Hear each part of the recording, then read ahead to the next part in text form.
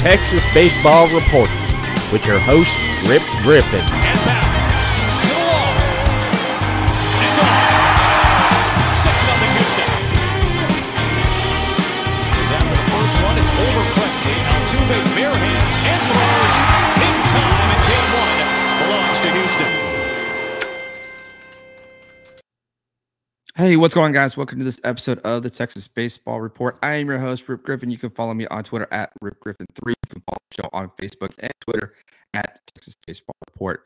Coming up in this episode, we will be talking a little Major League and Minor League Baseball.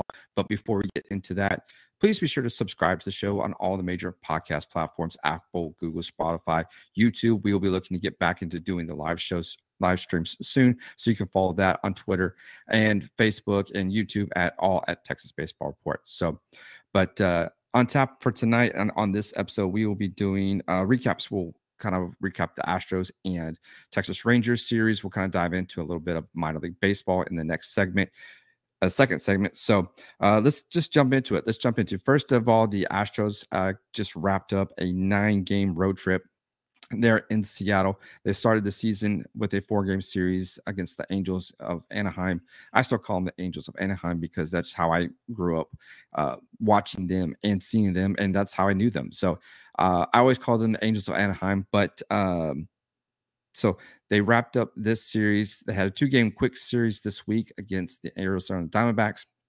So we got to see former pitching coach Brent Strom there, who is now with the Arizona Diamondbacks. So we got to see him for 2 games facing his old team that he spent several years coaching and pitching as a pitching coach. So, but then they just wrapped up a 3-game series against the Seattle Mariners. Now, it was not the best week in terms of offensive production. Now, we did see a lot of great pitching. There are some pitchers that I feel that are going to be on the hot seat soon, and I will kind of jump into those here in just a second. But the offense so far, this first week of the season, this first road trip, 9 games that they just wrapped up, the offense started going, got off hot there against the Angels, but just kind of tapered off a little bit and cooled off. And I'm not sure kind of what the reasoning or what happened, because we saw a lot of lineup changes. So maybe that might have had to do something with it. I don't know. But we did see, pitching Justin Verlander, who pitched on Saturday against the Seattle Mariners, and it was absolutely phenomenal in his outings, going 8 strong innings. Didn't give up a run, he had a shutout, and he just continued. He just dominated in that game. It looked like vintage Justin Verlander.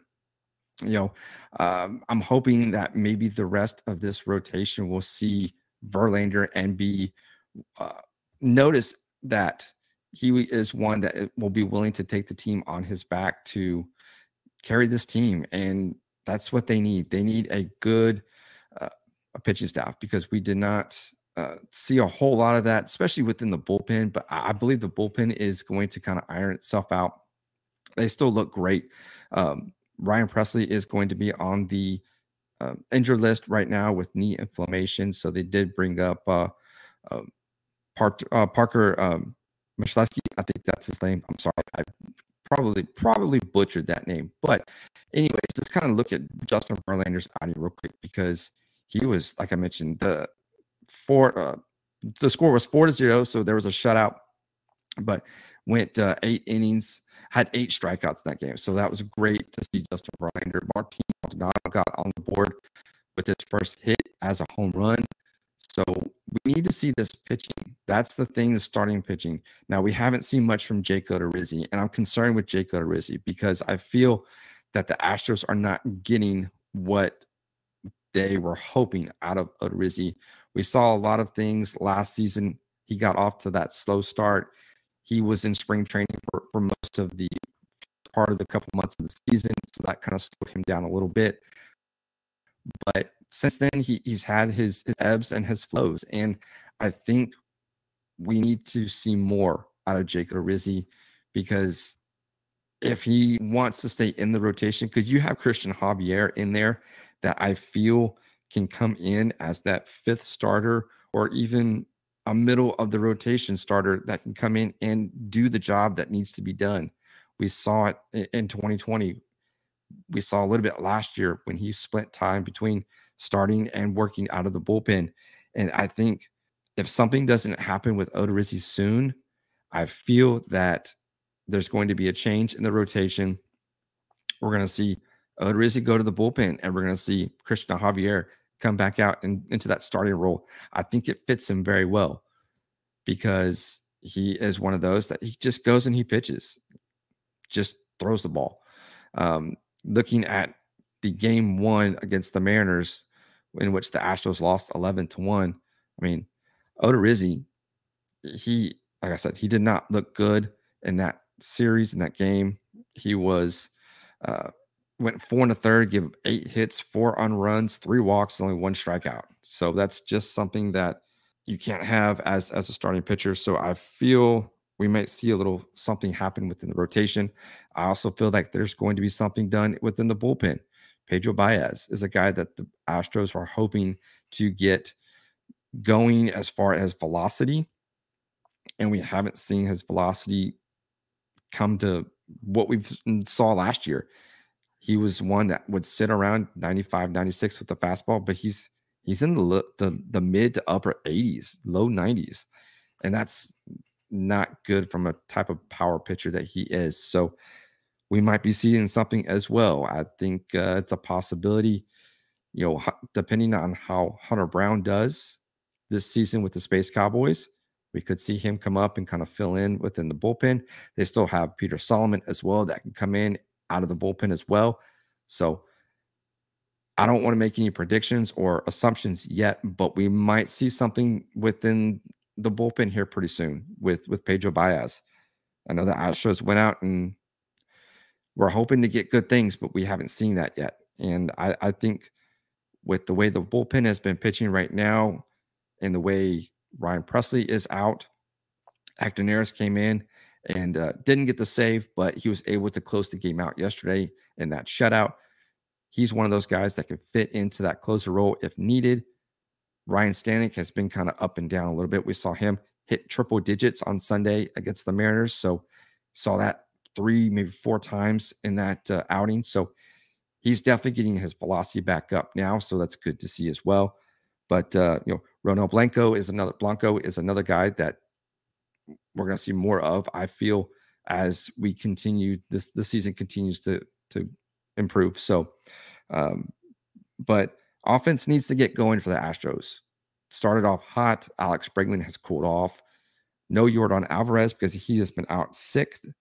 Hopefully he will be back out. Not COVID related, but it was like a flu bug. So hopefully he will be back as the Astros return back to Houston on Monday to kick off a 3-game series against the Angels. And then they will wrap up their homestand with the Blue Jays coming into town for the weekend. So, and the Blue Jays have been hot. The Blue Jays have been hot, and they are one of those teams right now. They are sitting currently in first place in the American League East, 6-4 with, a plus, they have a -3 run differential right now, but, they've scored fewer runs than they they have scored fewer runs. They've allowed 45 runs, have scored 42 runs. So, but they are currently sitting atop of the AL East. So it's going to be a tough matchup, especially with everything that they did this offseason, bringing in more talent. So it's going to be tough. I think the offense needs to pick up. Hopefully coming back home is going to be something that will kind of, you're at home crowd, you get a little bit extra spark. I mean, technically these guys really have not been home. I think that's kind of where we need to give them a little bit of credit because they haven't been home since spring training. They were in Florida, and then the season opened up due to the late start because of the lockout. And then they were hit the road for 9 games. So they haven't been home in quite a while, a little over a month or so. So hopefully getting home tonight on Sunday so they can get back at it and get home to Minute Maid Park with their home opener. This is the first time that they've played at home this season. So they will have their opening ceremonies on Monday at Minute Maid Park. So Our offense needs to get going right now. They currently are in second place. They're behind a half game on the Angels, and so they have a chance to make up a little bit of ground and also to take possession of first place against the Angels. So they're doing some great things. Wrapped up a 4-game series, like I mentioned, against the Los Angeles Angels. So the Rangers took game 1 of this 4-game series against the Los Angeles Angels, but from there, they just could not get anything going as far as pitching. And the Rangers dropped the last 3 games against the Angels. So right now, the Rangers are currently sitting 2-7, 5th place in the division. So offense has been there. Offense has been great. We've seen the Rangers. We saw it in spring training where they were putting up numbers like we hadn't seen. Right now, they offense-wise, they are currently ranked 6th, and this is all throughout Major League Baseball, with 49 runs scored, but they are 2nd in runs allowed with 59. So that tells you that pitching has not been there for the most part. It's been tough because this pitching staff has not been able to get deep enough into the game to allow the offense to kind of follow suit and to kind of give everybody a chance. And that's going to be very taxing, especially on the bullpen. I mean, right now, it's just, if you look at your batting average for your offense, Nathaniel Lowe is ranked number 8 with 371 batting average right now. So, offense is going to be there. It is there. We've seen it already. It's just pitching that we need to see more of. And hopefully with things start to get going, I have a feeling we may see some call-ups here pretty soon. Maybe Cole Winn. We won't be seeing Jack Leiter anytime soon, but I have a feeling that there are some guys sitting there in AAA that are ready to go as far as pitching. And so it's going to be one of those things that, we'll see what the Rangers are able to do, but pitching has just been atrocious. And that's putting it nicely for the Rangers. And I think we will see some things start to kind of click here pretty soon. But right now, it's just offense can't do it. Got to have pitching as well. So, but they are set to kick off a 3-game series against the Mariners as they hit the road this week. And then they have a 3-game series against the Oakland Athletics before they turn around and come home next week and to kick off a series against the Houston Astros. So hopefully the Rangers can kind of pick it up a little bit. Right now, like I said, they are sitting currently 5th within division, but they've got the Athletics on tap next week that are currently sitting in 4th place right now. Same with the Mariners. Both teams are at 5-5. So there is a chance. There is a chance for the Rangers to get some wins and to kind of help, get into a little bit of division standings, kind of increase that a little bit. But that's your Major League new segment we called Minor League Minute. It's going to be brought to you in part by right now, the Texas Baseball Report. But if you are a business looking to do some advertising, please let me know, and we will try to get you to sponsor this segment right here. And all you have to do is just send us an email at the texasbaseballreport.com. Or you can send it through the website, texasbaseballreport.com, or at texasbaseballreport@gmail.com.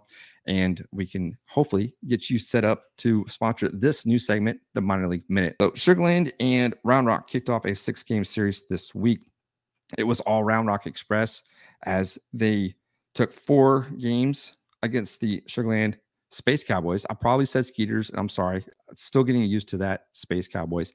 But the Space Cowboys come in this season. They are 3-9 on the record, 3-7 over the last 10. Like I mentioned, they dropped their last 4 games against the Round Rock Express.